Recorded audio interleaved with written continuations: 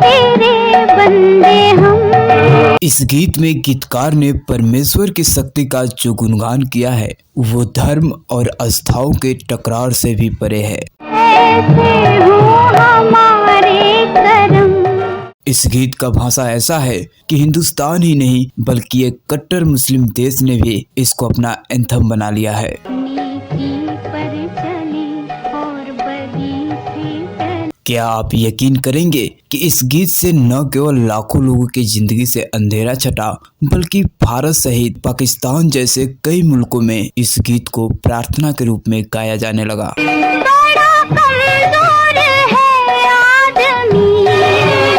यहाँ तक कि कई दशक गुजर जाने के बाद भी चाहे स्कूल के बच्चे हो या जेल के कैदी हो, हर रोज इसे प्रार्थना के रूप में गाते हैं।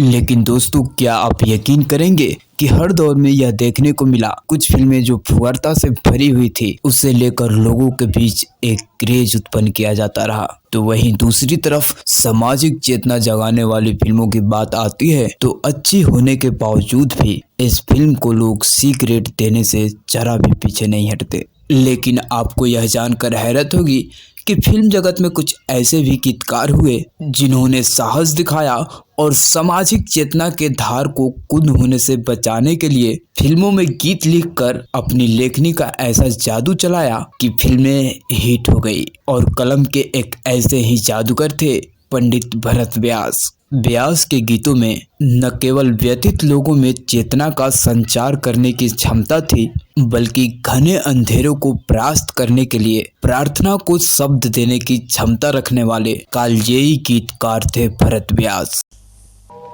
चंपा, अब तुम भगवान से वो प्रार्थना करो जो बाबूजी किया करते थे। अगर आप सोच रहे हैं कि भला गीतों से भी अंधेरा दूर होते हैं तो आप यकीन करें या न करें, लेकिन सच तो यह है कि वह एक ऐसे गीतकार थे जिन्होंने करोड़ों लोगों के जीवन में घिरे घने अंधेरों को परास्त करने के लिए प्रार्थना के वो शब्द दिए जिससे अंधेरा छटा। और वह प्रार्थना गीत था, ऐ मालिक तेरे बंदे हम, ऐसे हूँ हमारे करम, नेकी पर चले और बदी से डरे ताकि हंसते हुए निकले दम। मालिक तेरे बंदे प्रख्यात फिल्म निर्देशक वी शांताराम के फिल्म 2 आंखें 12 हाथ के लिए इस गीत के लिखे जाने की कहानी भी कम रोचक नहीं है। जानेंगे इस गीत के लिखे जाने की पूरी कहानी, आप बने रहिए हमारे साथ।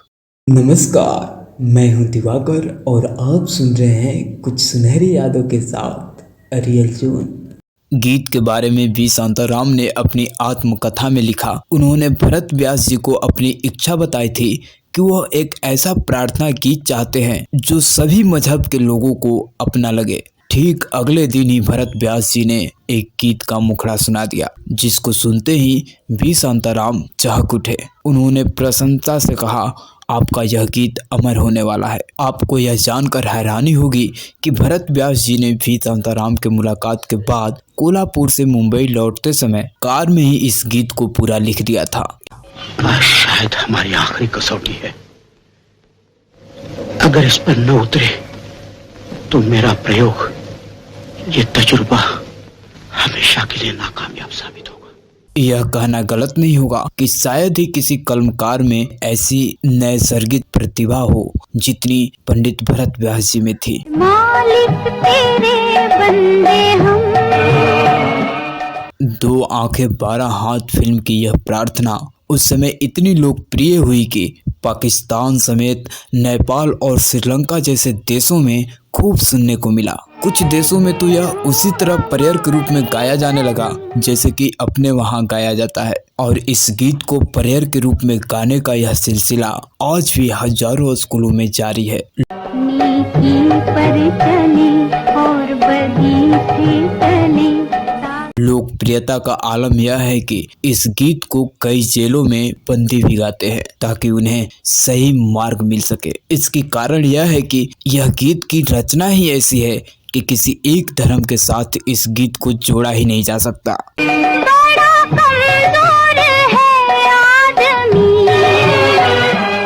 गीत को लिखने के लिए वी शांताराम ने भरत व्यास को सिचुएशन बताते हुए यही कहा था कि यह प्रार्थना फिल्मों में कुछ कैदियों पर फिल्माई जाने वाली है, जिसका ताल्लुक किसी भी धर्म और जाति के साथ हो सकता है। तो प्रार्थना ऐसी होनी चाहिए जिसको हर धर्म और जाति के लोग प्रार्थना के रूप में गा सके। और फिर भरत व्यास जी की कलम ने जो जादू दिखाया वह अमर कीर्ति बनकर सामने आया। दिया तूने हमें जब जन्म, 3 दशक के लंबे कैरियर में भरत व्यास जी ने अपने गीतों में भाषा से कभी समझौता नहीं किया।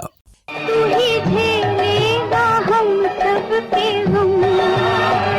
हिंदी सिनेमा को भरत व्यास जी के देन का कोई मुकाबला नहीं। एक से बढ़कर एक अच्छे गीत उनके कलम से निकले। उन्होंने फिल्मी दुनिया के लोगों को बताया कि हिंदी में उत्कृष्ट गीत लिखे जा सकते हैं और ये गीत श्रोताओं को उतना ही पसंद आएंगे जितने कि उर्दू या अन्य भाषाओं के गीत।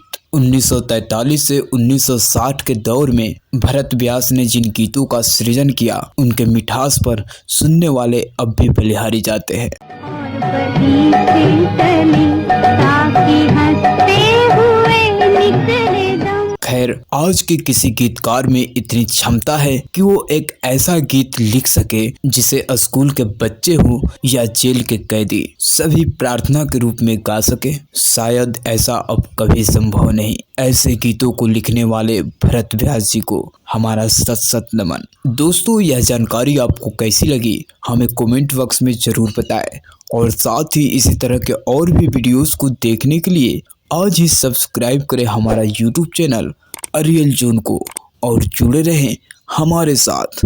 मिलते हैं अगले वीडियो में एक नए किस्से के साथ। तब तक के लिए धन्यवाद।